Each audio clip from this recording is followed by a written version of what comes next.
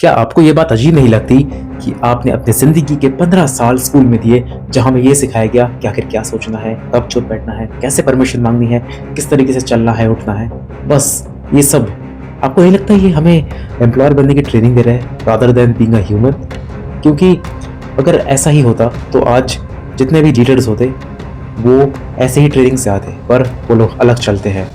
ये सब कोई गलती नहीं है दोस्तों। ये जो स्कूल है एक डिज़ाइन है, एक सिस्टमैटिक प्लान, ताकि इंसानों को प्रेडिक्टेबल बनाया जा सके, ऐसे इंसानों को पैदा किया जा सके, ऐसे इंसानों को प्रोड्यूस किया जा सके जो सिर्फ उनके इशारों पे नाचे।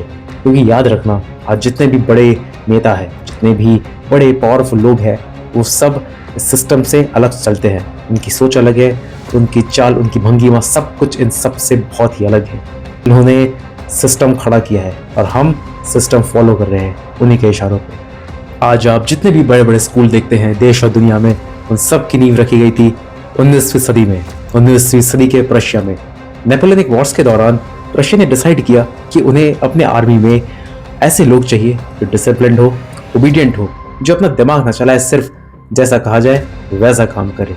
इसी वजह से उन्होंने एक ऐसे सिस्टम का निर्माण किया जिसमें अथॉरिटेटिव डिसिप्लिन होगा, बेल्स होंगी, एज बेस्ड क्लासरूम होगी, हर एक चीज़ एक करिकुलम में चलेगी, एक फिक्स्ड करिकुलम होगा, एक स्टैंडर्डाइज टेस्टिंग प्रोसेस होगा।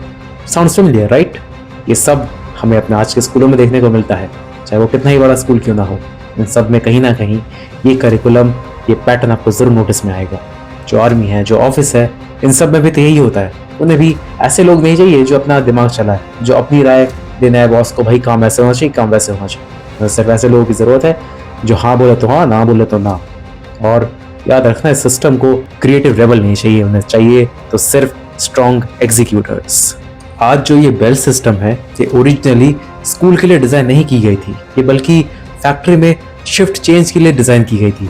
इंडस्ट्रियल एरा में जब मास प्रोडक्शन बढ़ने लगा तो वर्कर्स के शिफ्ट को चेंज करने के लिए इस बेल का निर्माण किया गया था, इस बेल वाले सिस्टम को लाया गया था। उस टाइम का जो सिस्टम है वो अब स्कूलों में हमें देखने को मिलता है।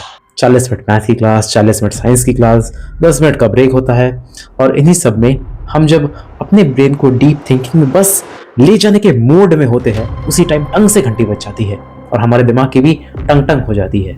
जो लीडरशिप है वो डीप थिंकिंग से आती है, पर हमारे सिस्टम ने क्या सिखाया है? शैलो स्विचिंग इस बेल के थ्रू। एक बात बताओ, ये जो मार्क्स वाला सिस्टम है क्यों लाया गया था? ये इवोल्यूशन के लिए। शायद ये आधा सच है दोस्तों, क्योंकि इसका जो साइकोलॉजिकल इम्पैक्ट है वो बहुत ही गहरा है। क्या सिखाया गया हमें? ए ग्रेड लाओगे तो A grade job, C grade लाओगे तो सी ग्रेड जॉब। और इसी वजह से हम डरते हैं रिस्क लेने से। ठीक इसी वजह से हम अपने लाइफ में कुछ बड़ा नहीं कर पाते यार। हमें डर है रिस्क लेने का। तो लीडरशिप में रिस्क तो सबसे पहली प्रायोरिटी होती है। ज़रा सोचो, बिना रिस्क के लाइफ भी हम उन गधों और कुत्तों की तरह ही जी रहे हैं, कुछ पता ही नहीं है, जहां भटका दिया वहीं भटक गए। स्कूल में हम लोगों को ये बताया जाता है कि जो हाई मार्क्स लाता है वो हाईली इंटेलिजेंट होता है, पर जो कम मार्क्स लाता है वो एवरेज या बिलो एवरेज कहलाता है। पर 1983 के हार्वर्ड के साइकोलॉजिस्ट हॉवर्ड गार्डनर ने एक थ्योरी दी जिसमें उन्होंने बताया कि जो लॉजिकल इंटेलिजेंस है, यानी कि हमारी जो सोचने समझने की क्षमता है, वो सिर्फ एक टाइप है इंटेलिजेंस का। There are many types of intelligence जो एग्जिस्ट करती है, और वो उन्होंने कुछ इस तरीके से थी: इंटरपर्सनल, इंट्रापर्सनल, स्पैटियल, एग्जिस्टेंशियल और न जाने क्या क्या। तो इसी के साथ हमें ये समझ आता है कि जो समझने की क्षमता है वो सिर्फ ये नहीं है कि आप याद करके रट्टा करके लिख के आ जाओ, सिर्फ वो इंटेलिजेंस नहीं कहलाती। और भी कई टाइप के, कई फॉर्म के इंटेलिजेंस एग्जिस्ट करती है, बस वो हमारे सामने इनविजिबल रहती है। और रही बात स्कूल की, वहाँ पर लॉजिकल और लिंग्विस्टिक एबिलिटी को ही इंटेलिजेंट कहा जाता है। यानी कि अगर कोई बच्चा सिर्फ पढ़ने लिखने में अच्छा है तो ही वो समझदार है, वरना वो बकवास है। ये बस उसी तरीके की बात है जैसे एक चील को ये टेस्ट दिया जाए कि तुम भाई पानी में तैर के दिखाओ मछली की तरह। कितनी बेवकूफ़ी भरी बात है, नहीं? क्लास में सबसे ज़्यादा किससे पनिश किया जाता है? जो बच्चा ज़्यादा सवाल करता है, क्योंकि वो कहीं ना कहीं डायरेक्टली और इनडायरेक्टली अथॉरिटी को सवाल कर रहा है। और इतिहास उठाकर ही देख लो, कितने जो बड़े बड़े रेवोल्यूशनरीज हैं, जो लीडर्स हैं, जो नेता थे, जो कमांडर्स थे, वो सब ओबीडियंट नहीं थे। उन्होंने ओरिजिनलिटी रखी, उन्होंने अपनी क्रिएटिविटी, अपने आइडिया, उन्होंने खुद के दम पे अपनी पहचान बनाई है। सिस्टम कभी भी ओरिजिनलिटी को रिवॉर्ड नहीं करता, उसे तो सिर्फ वही रटी रटाई हुई चीज़ चाहिए। जैसे मैंने कहा, उसे ओबीडियंट पालतू कुत्ते चाहिए, कोई समझदार इंसान नहीं। स्कूल में अगर कोई भी बच्चा किसी भी सब्जेक्ट में फेल होता है या फिर उसके कम नंबर आते हैं तो उसे बड़ी ही बुरी नज़र से देखा जाता है, क्योंकि उसके कम नंबर आए हैं इसलिए वो इंटेलिजेंट नहीं है। जबकि अगर कोई बच्चा पढ़ाई में अच्छा है तो उसे एज अ हेड गर्ल या हेड बॉय बना देंगे, उसे मॉनिटर बना देंगे, भले ही उसके बाकी के स्किल्स कितने डाउनग्रेड क्यों ना हो। कितनी बुरी बात है ये, है ना। पर न्यूरो साइंस के मुताबिक जो बच्चा अगर बचपन से ही फियर में पला बड़ा हो तो उसमें वो रिस्क लेने की एबिलिटी नहीं आती, उसकी जो क्रिएटिव थिंकिंग है वो बंद होने लगती है। और लीडर्स को हमेशा कुछ ना कुछ एक्सपेरिमेंट करते रहना पड़ता है। उन्हें अच्छी तरह पता होता है कि अगर मैं एक्सपेरिमेंट नहीं करूंगा तो मुझे पता ही नहीं चलेगा आखिर में आउटकम होगा कैसा, पॉजिटिव होगा या नेगेटिव होगा।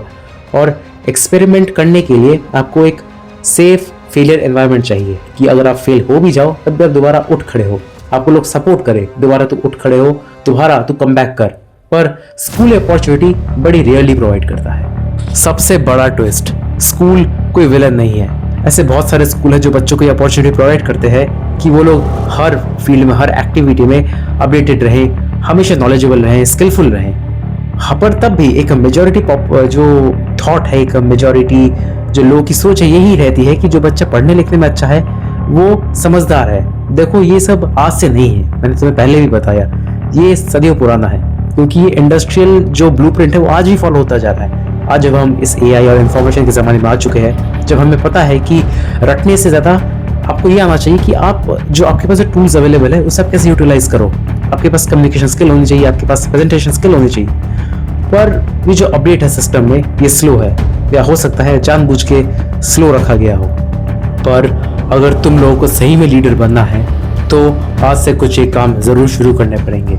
खुद को एडुकेट करो, खुद को स्किलफुल बनाओ, जितने लोगों से है बातचीत करो, अपनी कम्युनिकेशन स्किल्स, प्रेजेंटेशन, अपनी हैबिट में अपने जितने भी स्किल्स है उतना अपडेट लाओ, अपग्रेडेशन लाओ, नई नई चीज़ सीखते रहो, real life world problem solve करते रहो।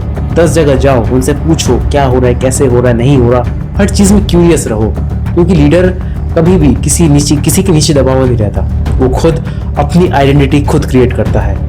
फैसला तुम्हारा होता है कि तुम लोग इस सिस्टम के जो माया जाल है तुम इसमें खुद को फंसा के रखोगे या फिर तुम इसको खुद पे हावी नहीं होने दोगे। क्योंकि कहीं ना कहीं ये देखा जाए, जब आपके पास सारे रिसोर्सेज, सब कुछ अवेलेबल है, सब कुछ आपको मिनटों में अवेलेबल हो जाता है, सेकेंड्स में अवेलेबल हो जाता है, तब भी आप लोग डरते हैं कि लोग क्या सोचेंगे। आप ये डरते हैं कि आखिर अगर मैं फेल हो गया तो।